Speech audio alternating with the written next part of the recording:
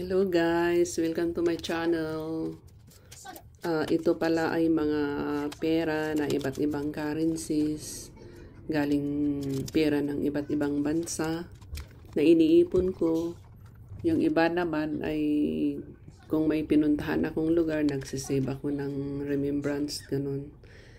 Pero naisipan ko lang na i-laminate para ma-save ba yung nila, yung letra tsaka mga numbers.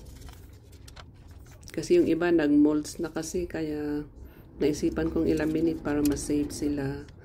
So ito na guys, i-laminate natin, tapos i-display na lang natin, ilagay natin sa frame para may remembrance tayo sa sa pera ng mga iba't ibang bansa. Kulang pa nga ito yung iba nawala kasi hindi ko inalagaan noon. Ngayon ko lang naisipan na ganito.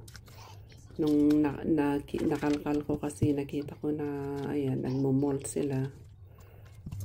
Kaya sana ma-save yung nila, yung importante hindi mabura o kaya hindi mapunit. Ayan. So ito na guys.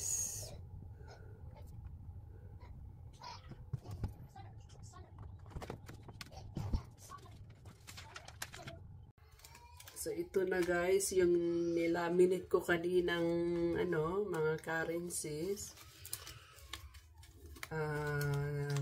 Ginupit ko siya isa-isa, tapos i-display ko sa frame na malaki. Ayan, para may remembrance ako sa mga nagbigay. Ito kasi yung iba kasi dito, pinagsaswap ko sa mga kaibigan ko. Halimbawa, yung kaibigan ito, yung kaibigan kong taga Bulgaria, binigyan ko sila ng piso. Tapos binigay din nila sa akin yung nila, yung pera nila. Nagpapalitan ba kami. Pero yung iba, kung may bansa akong pinuntahan, ayan, nagsisave ako ng remembrance ba. Kagaya nito, ito binigay sa akin ng kaibigan ko ito na from Bulgaria. Tapos ito naman, ayan, from Pakistan ito.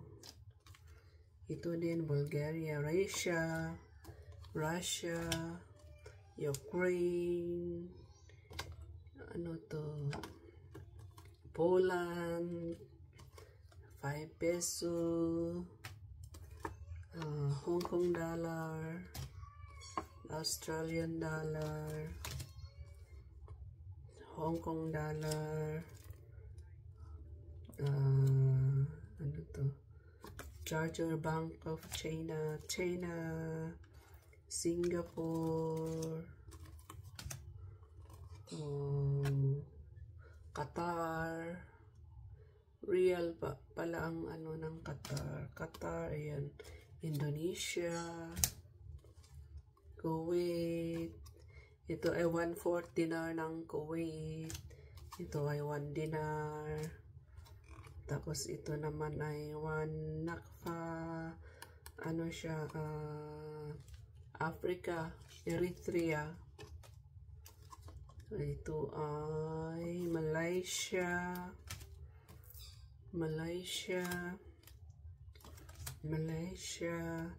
Ito naman ay 1 pound ng Cyprus, Europe, Canadian, US, Brunei. Ito ay Brunei, Saudi Arabia, UK, ito United Kingdom, Bank of England, at ito Afghanistan. Ganon din ito Australian, Hong Kong, China, Singapore, Qatar, Singapore, ano to, Indonesia,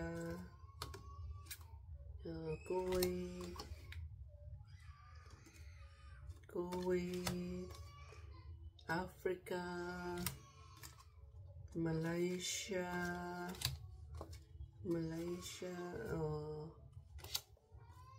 Canadian, US, Brunei, Saudi Arabia, Poland, and 20 pesos. Ayan, ito na pala yung ano, yung nilaminate ko na ibang ano, ibang currencies. Ayan.